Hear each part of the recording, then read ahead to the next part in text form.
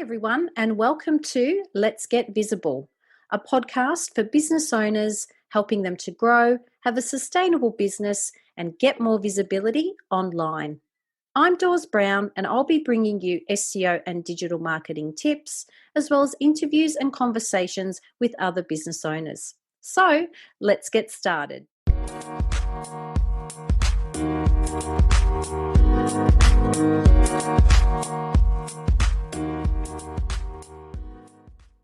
Today, I'm joined by founder of Oh My Word, Kate O'Mealley.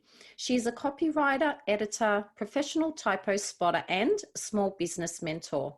In the beginning, she juggled her small business with working full-time in big business, but had a sneaky feeling that corporate life just wasn't for her. After 15 years working in corporate communications, she's written about many things from superannuation to recycling pizza boxes.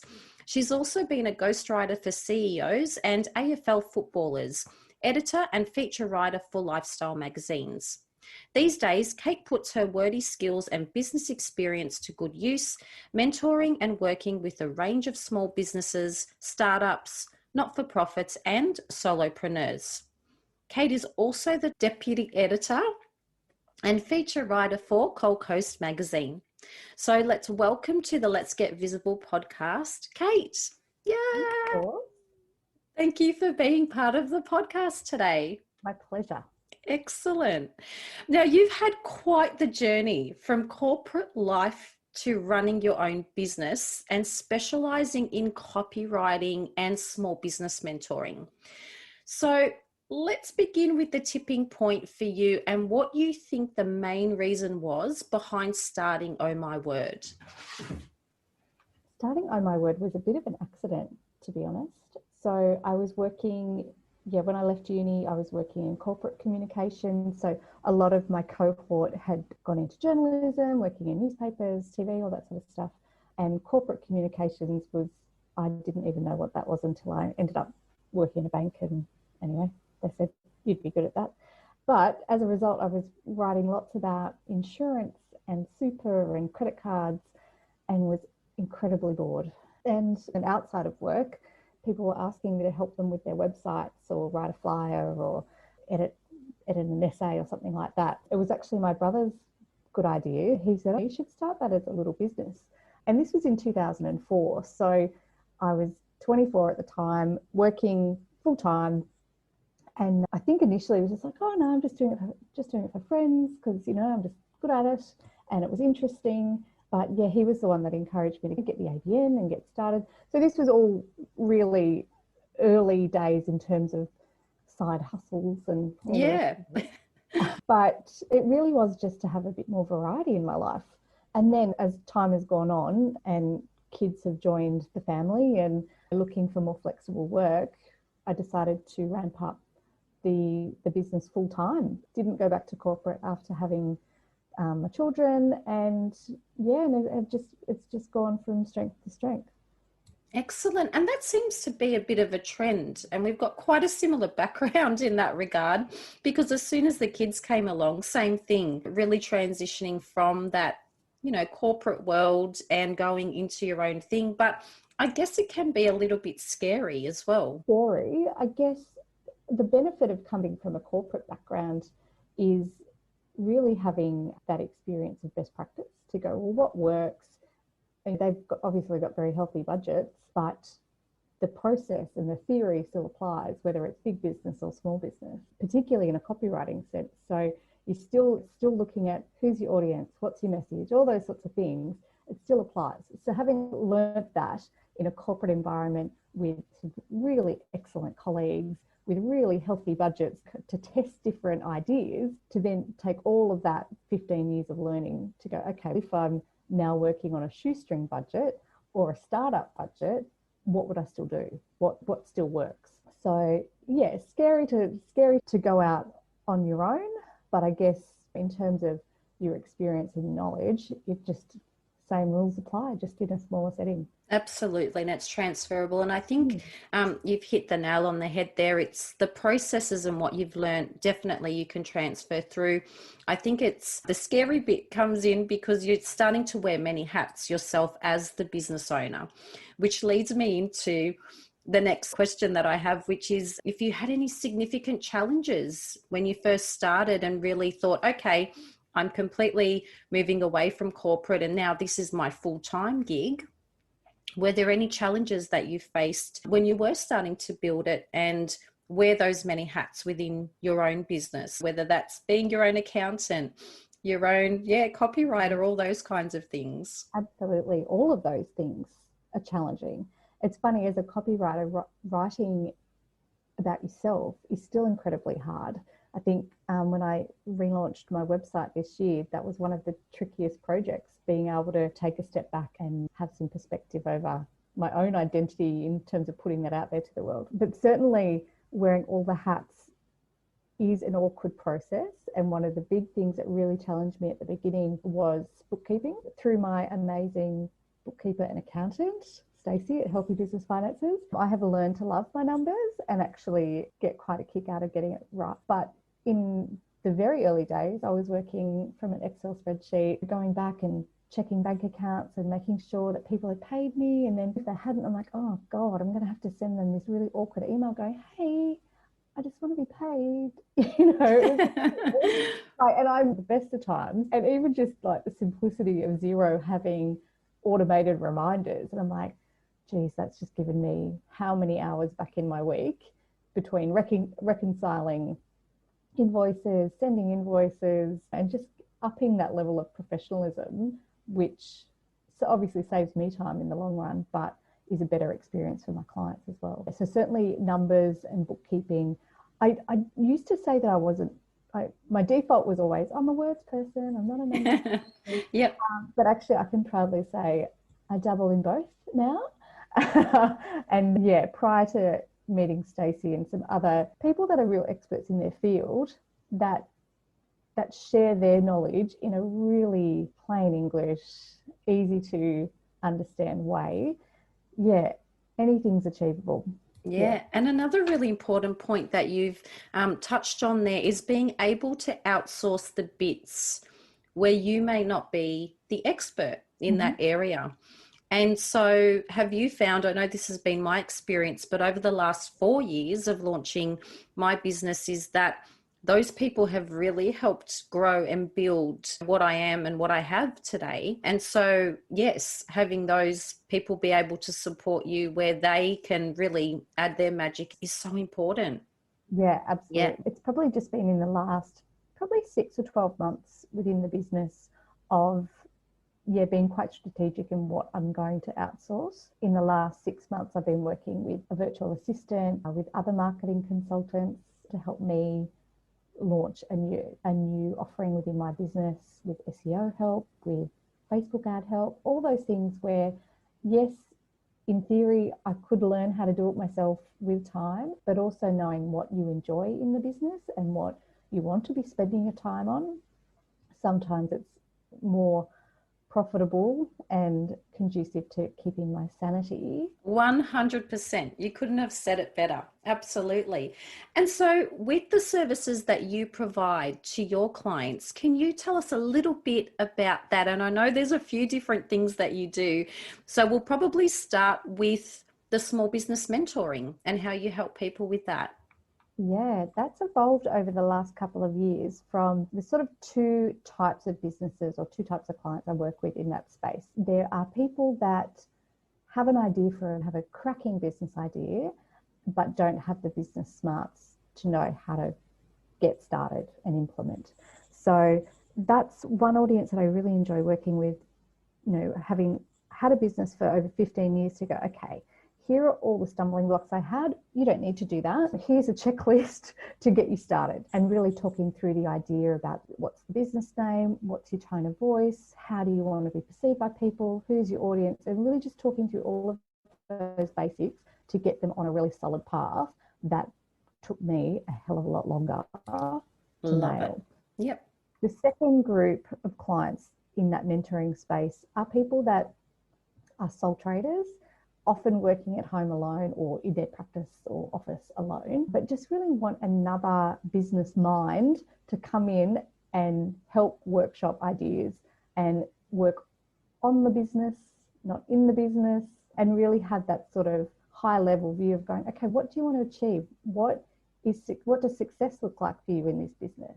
How do you want to grow? And I think it's really just being that sounding board and just another ideas person. That is one thing I really miss from working in corporate, is that collaboration with a team that are literally just at the desk next to you, where you can go, hey, I've got this idea, and they go, oh yeah, that sounds great, and maybe we could do this as well. And you go, oh, great.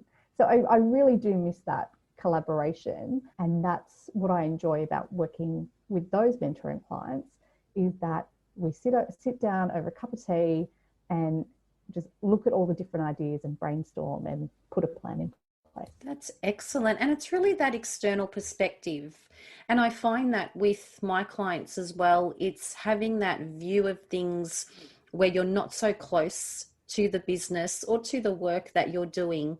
And that external perspective can make such a difference to the way you then design your path forward. And I'm sure your clients would give you a lot of that feedback too, that, oh, you've taken a look at this and you've given me your insights and recommendations, and they've not necessarily thought about things in that way. So is that something that commonly happens? Absolutely. And I think it's just so much fun to sit down with somebody and go, okay, what do you want to achieve? What is all these? I guess it's my role to come in and say, look, these are all the possibilities.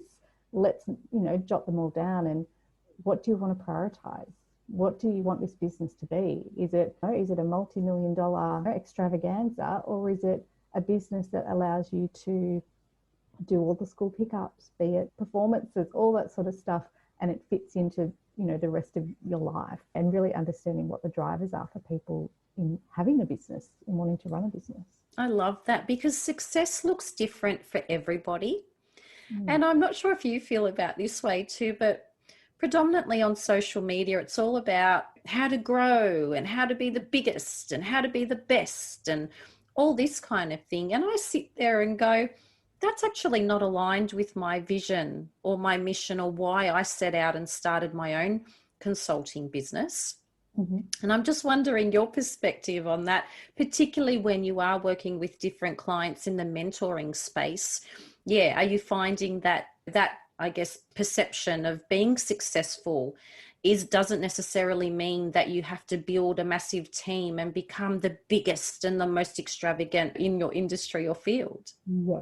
Yes, you couldn't have nailed that better, Dawes. Absolutely. And I have that similar conversations with my clients, but also with my peers, copywriting peers. You don't have to be everything to everybody. Copywriting has really evolved as a skill set, particularly in the last 5 years, I've really noticed, where just because you can doesn't mean you should.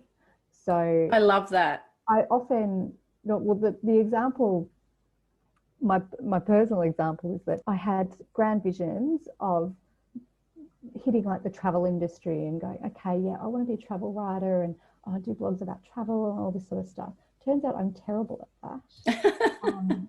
I'm really great at, with my clients that are particularly like business communications, internal communications with staff, because obviously that had such an extensive background in that. And I really found writing overly very descriptive, the color of the ocean, feeling that you're sitting under a palm tree drinking a cocktail. I really struggled with that. But for other people, that's absolutely their sweet spot, as is academic writing, as is medical industry writing, as is, there's so many different niches to that. And again, I could give it another crack, but it takes me twice as long to write those sorts of articles. It's not my sweet spot. And in the end, I don't really find it that enjoyable because I stress out so much about it. And yeah, just because you can do something doesn't mean you should always try and be everything to everybody. You can agree. Put your hand up and go, actually, I'm really good at this, and refer work onwards to other people where that is their bag. I love it. And being passionate about something makes it easier to do. Whereas I feel like when you're forcing yourself to do something, as you said, just because I can, doesn't mean I should. If there's a particular niche or area that's really not getting those creative juices flowing, then it does take twice, sometimes 3 times the amount of time in order to accomplish the same thing had you worked on something that you did have more passion for or enjoyed doing. So that's great. And so the other part of your services is also the copywriting bit. And you're also, as mentioned in the introduction, the deputy editor with Cold Coast magazine. I guess that really has been the core of my business for a long time, is putting my wordy skills to good use. And when I talk to a lot of clients, there's so many people that just aren't confident in their own writing, and they're great at whatever their business is. They love what they do, but then trying to communicate that to other people is just not their strong suit. So really working with people to understand the story behind their business, really sharing, particularly with sole traders, you are the business, you are the person. So really being able to share those stories and share that person authentically across their website, in their social media, and really helping people to feel confident about the way they communicate. And I think as well, like particularly with the growth of social media, back in my corporate days, it was very much a business communications was very serious and formal. But you know, if you've got, even particularly with your brand doors, it is quite playful. You do have a license just to be yourself. It's your business. You're it. That's it. So I think it's so much, it can be easier for people now when you go, you have permission to have fun in the way you communicate. I love that. You're permission to have fun. Yeah. And then looking at other organizations where it might be a financial planner or an accountant, where that sort of, you know, legal firm or something like that, where the subject matter is serious, can be serious, and does need to have professionalism. You can always be professional and approachable. You can always be professional and a little bit playful and put your personality. And there are some amazing brands that do that particularly well. But yeah, I think a lot of clients often feel they need to be doing it a particular way, or it's very formal and very structured, and it really doesn't always have to be that way. Absolutely. And I'm finding more and more businesses, even accountants and lawyers and so forth, are starting to have a bit more fun in everything that they create, from, as you said, your social media posts to the content that lives on their website. And I think it does make them more approachable. Whereas when you're just sticking to that real corporate line, people don't buy the product or service. They're buying the people that are within that business. So I think the more personable that you can be, and just removing some of those barriers can also lead to more opportunities that way as well. And also the right type of client. Putting out this vibe that everything's very formal and you're really not like that. Drawing like-minded people, like-minded clients towards you, because they know what they're going to get. That's very true. Excellent point. Now, through the many years, as you said, you launched in 2004. I'm trying to think even where I was or what I was doing in 2004. It seems like an absolute lifetime ago. But you've been through quite a few different experiences, and hindsight can be a really interesting thing. Through the highs and the lows, is there anything that you would do differently, and why? Yes? So a couple of the big things that I've really learned over the years, I need to not take feedback quite so personally. I think and it's come with experience too, oftentimes where I've not had a good fit with a client, it's caused miscommunication, and the result isn't, they're not as happy as I would hope, and I feel like I've done the right job and what was it on the brief, but then it's not met their expectations. And then I've just gone, oh my goodness, I'm the worst copywriter. And it's quite dramatic, though. Yeah. Fortunately, that's only happened maybe once or twice. And in hindsight, I realised my gut was telling me very early on that they weren't a great fit for me, and I really should have called it a lot earlier. I didn't. And then they're also, of course they are, they're always the jobs that the project budget is low. Yes. Like, you know, I don't want to spend any money, but you end up working twice the amount of hours trying to appease them, and really they're never going to be happy. So yeah, fortunately that's only happened a couple of times, and I've really worked on my radar in terms of how does this feel? Are we a good fit? Each way. I think when I was first starting out, I was just so happy to have any client. I'd be like, come to me, I can do everything. Yep. For every personality type. Yes. And that was no fun there. So that's definitely one thing. You'll laugh at me, Dawes. But the other big thing that I really, in hindsight, wished I hadn't let go when I went traveling midway through, actually early days of the business. I moved overseas for a couple of years and lost my domain name. Yes. Oh.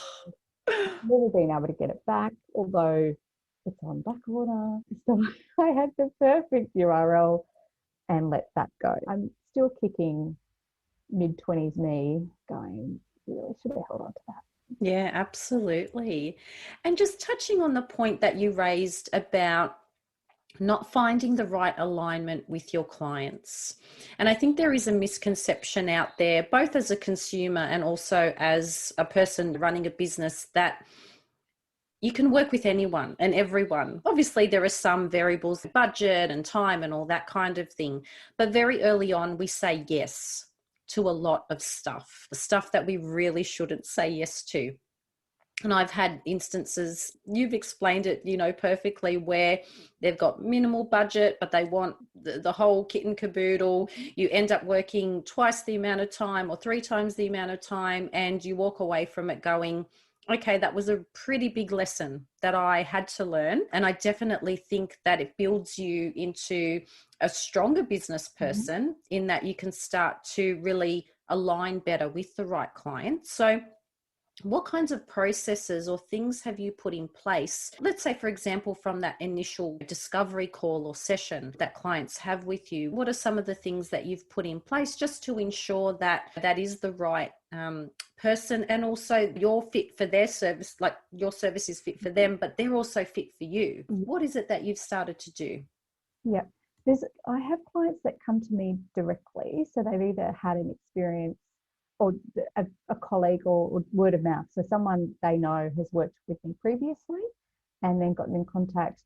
And so they've already had a little bit of a discussion, unbeknown to me, of how I work. So that helps in terms of people self-filtering whether they think that I would be a good fit with them. But I generally can pick up on, and this has taken 15 years to get to the point where you can work that through pretty quickly over the phone, whether what they need is something I can deliver. The other way projects fall on my plate is I've got a really good relationship with a couple of agencies. So I work as their in-house copywriter. A lot of clients come via them and it's project managed by the agency. And so my working relationship is primarily with the agency. And so we all work very well together as a team. We all work remotely, but I know that a lot of the work that comes through them, I know will be run really professionally. They're great designers, great web builders, great project managers, great animators, and I just slot in there with my skill set. And it's actually great not always having to do the people management side of things with the client management, but working with a really strong team of professionals as a unit. And I'm always very happy to take on those projects because I know that we have similar ways of working together, and it just makes the process so much easier. Yeah. In terms of the one-on-one clients that come to me directly, the other thing I've found is when people, often you'll do a creative brief, and in the past I've sent through a form and go, can you fill out this brief? People are so reluctant to do that. I've now adopted the reverse brief approach, which is tell me more about this. Basically just doing it on the phone, Dawes. Right. This is the power of words, though, isn't it? The power of words. Yeah, to get sort of those key things from them just in their own words, to go, okay, what is it they want, extract the information that you need, and then really work out in that sort of 15-minute phone call going, expectations aligned, is this my skill set, is it something I want to do, or can I refer them on to somebody that might be a better fit or has those skills in spades that they need. And I'm also really happy to refer people onwards if I think that they'll get exactly what they need from somebody else. Like that, I'm one of many people with a similar set of skills, and if I think someone else can get exactly what they need from somebody else, that's okay too. Love it. And one important thing that you've mentioned then was your strategic partnerships that you've developed over time, because sometimes as well, I think as business owners, we think it's a journey that we're taking alone. and that we do have to do all of the bits ourselves. But I think when you find complementary services and other people that can really support your magic and what you do, and still be able to bring that to life through those strategic partnerships, it's incredibly important. So in trying to build those, if our audience is just starting out and they're thinking about doing the same thing, let's say they're in the niche or area of copywriting and they're just not sure where to begin, do you have any tips around being able to build those relationships to really support the work that you do, rather than having to always be the front-facing person in your business? Absolutely. There's a couple of things that have worked really well for me. With the agency that I work with a lot, I met Renee, who's the co-founder of Gosh Creative, at a networking event about 6 years ago. We both met in She Will Shine. We just hit it off. It was all, again, very relaxed, getting to know you, throwing the business cards around, but just a genuine chat, and realised that we actually liked each other as people first. And then we did a couple of little jobs together and realised that we worked quite well together. And that was, 6 years ago. And now we work together on big projects. We've just wrapped up one that's been happening for 8 months and working with each other sort of weekly. And that's been wonderful. Like, she's brought together a really good team of people to support her business. And I'm just happy to and proud to be one of those people. It is really just about making those connections and finding like-minded people. Also, in terms of word of mouth and referrals and those sorts of things, I do a mixture of face-to-face, catching up with people, meeting people, and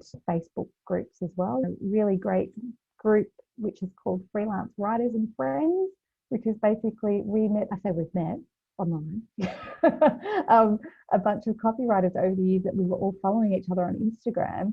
And they were like, oh, actually, we should put together a little Facebook group. How fun. And we often share referrals through that as well. So often, if I'm at capacity, or there's a project that's not my sweet spot, I'll put it in the group and just say, hey, has anyone got capacity? And I'll make the introductions, and then they're off there on their way. Yeah, I definitely think in terms of building a business, that is a great way to do it. Looking at your peers and competitors as potential work streams, as opposed to competition. I love that, because sometimes we do happen to have that mindset as well, is that we think, oh, that person is doing something similar to me, or they're in the same area or niche, and the bars almost go up. But you can just achieve so much more when you collaborate, rather than looking at them as the competitors, which leads really beautifully into the visibility part of this podcast, of course, because it is the Let's Get Visible podcast. But how would you say has been the most effective way to really build your business and your brand out there in the big wide? I'm lucky that I've got a business name that's become quite recognizable now. Oh my word, I can't even take credit for that business name. It was a friend I used to work with. And she came up with it, a corporate colleague actually. And it's just really stuck with people. So when, I introduced myself to them, so that it's quite memorable in that sense. But over time, I was probably a bit of a late adopter to socials for promoting the business. Okay, that's interesting. I just, again, that was just really out of my comfort zone. It still is, to be honest, but I've just gotten in the habit of posting regularly and having a couple of themes that I'm probably becoming known for. So one of the hashtags that I started was Typo Tuesday. Love it. Where I take pictures of mainly signage that has horrific spelling errors or grammatical errors. One of my bugbears in business, because I always think with signage how expensive it is. Oh yeah. And I always just feel so gutted for people, like, oh, you've got a shop front sign or signage on your decals on your car or something, and it's got a typo on there. It's like, oh, it's such an injustice. And that sort of picked up a bit of momentum. So I often get pictures sent to me, DM by people in the most unusual places that say, oh, I've got one for you, Typo Tuesday. Oh, so you're almost like the Celeste Barber of copywriting. Yeah. But she does the same. So she gets sent different videos and things, and then she, takes her, comedic spin on it. And I think you're nearly there. You're really? I've got about 1 million followers on. But, but yeah, the one funny one I had was from a lady. Yeah, a lot of my friends know what I'm like and they'll think. Yeah. But I realized that I'd, tapped into something when there was a lady in, not even in Perth, it was somewhere in WA, and she found a typo on napkins in a Nando's. Oh, I can't think what the typo was, but yeah. he sent it to me saying, I thought you'd appreciate this. And because it's on napkins, they've probably done a bulk print order of, I don't know, 1,000. She's like, Absolutely. on all these napkins. So just silly things like that, yeah, I see typos at 50 paces. Like I just Yeah. see them and then you can't unsee them. But I definitely think that in a business setting, it's Yeah. one of those bugbears for me that I just feel like. Yeah.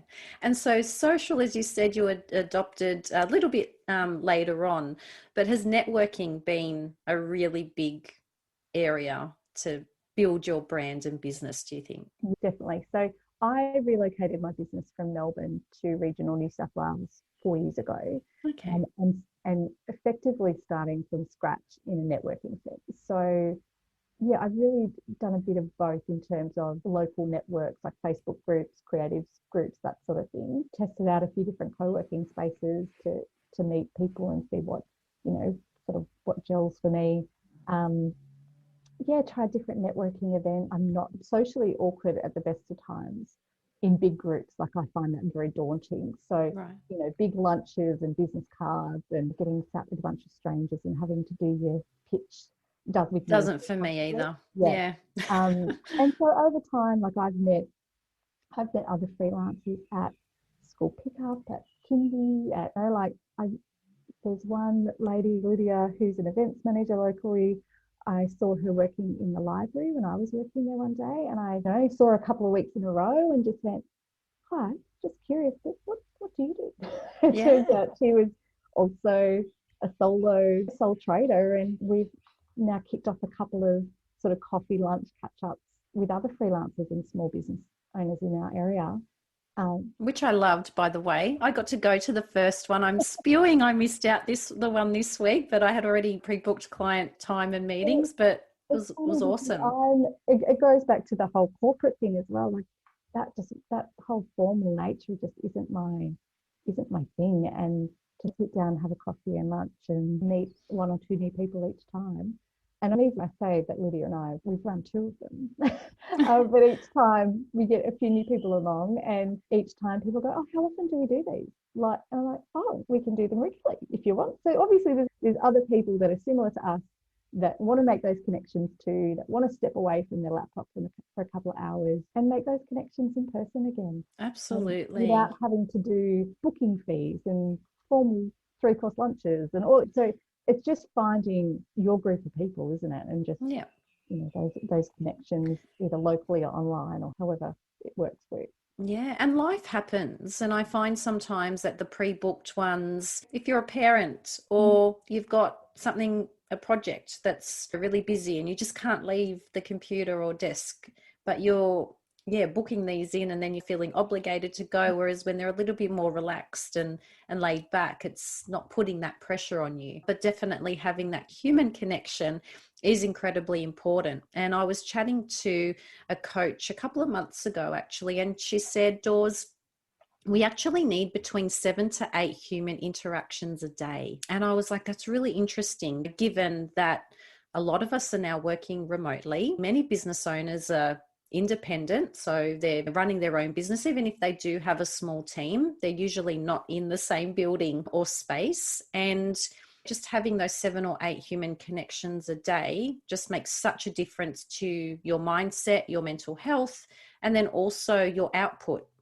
So how much you're able to achieve in that day and how you feel about what you've been able to achieve, because there's always so much to do. And as we said before, sometimes wearing many hats, but definitely agree that human connection is so important. And I can't wait for the next events. Now, when it comes to content, I'm sure that our audience have a few burning questions about what to do or how to go about it. So do you have any tips, let's say for someone who has a website or is thinking thinking about building a website or maybe doing some marketing material, what are some key tips that you can share when it comes to content that's like a non-negotiable?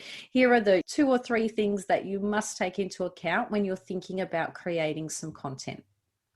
Yes, absolutely. Now, the couple of things that I always say to clients is being consistent. So consistent in terms of frequency. So whether you decide to post 3 times a day or 3 times a week or 3 times, whatever, do it consistently. Just make it regular and consistent also in your tone of voice. So if you've got a website that you're talking about what you're offering and it's very formal, and then on social media you like a bit more relaxed, then like you really want to have that consistency in look and feel and tone, that at every point of contact and communication that people see or read, they're getting the same tone, the same brand at every point of contact. I love that. It's so important. And we always think of the big thing, website and social media, all those sorts of things, but also things like your voicemail message or your e-signature, or like just those little things, or it might even be your zero invoice, just the tone of voice that you use in all of those points of communications that people are having an interaction with you and your brand. So making sure it's consistent in tone of voice is really important. I love that. Yeah. One of the other things I always mention is around clarity in who you're talking to. So being really, often you can fall into the trap, particularly on websites, of just talking to an audience. Yes. And really thinking about who you're actually talking to. So, a lot of marketing people might talk about personas or customer sort of avatar sorts of things, but really it's if you're wanting clients that are similar rapport to you, what language do you both use? Where are you located? Is it important that you're referring to a geographical space? Are they in your region? Where are they located online? So obviously Instagram and Facebook is probably a bit lighter. If your clients are on LinkedIn, it's a little bit of a different tone, and there's different, I say in inverted commas, the rules that apply to that platform. So just thinking about where are you putting your communications, and do you need to tweak them for different people, those different audiences, and also the location of where those channels, where you're placing that content as well. I love it. Yes, being channel agnostic, I think, is the technical term, and making sure that you can speak to the right people at the right time. And again, lots of great tips that I'm going to take away as well, going back and reviewing all my bits and pieces and just making sure that doors really does come through in each of those different mediums, I think is incredibly important. I forgot my most important one. Tell me. Spell check. Spell check, of course. You spell check. There's no excuses. Grammarly is great. It is great. So there's no reason why in this day and age why there should be any typos. I agree. And content is a massive thing when it comes to SEO as well. So ensuring all of those key points, again, really does impact and assist with your online visibility too. Fantastic. Thank you, Kate. Now, if you would like to get in contact with Kate, I'll be adding the Oh My Word website details and associated social media links just below the episode, so you too can take a look at Kate's amazing work and get in touch about her services. Thank you again for joining me on the podcast today, Kate. I know our audience has gotten lots of gold from your tips and our discussion today, and really appreciate your time. My pleasure. Thanks, Dawn. Excellent. Thanks, Kate. Thanks for giving this show a listen, and don't forget to leave your feedback and rating.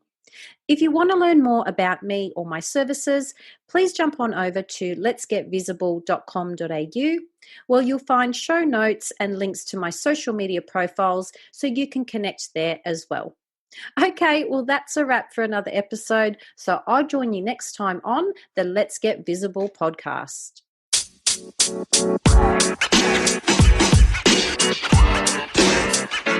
You know, man.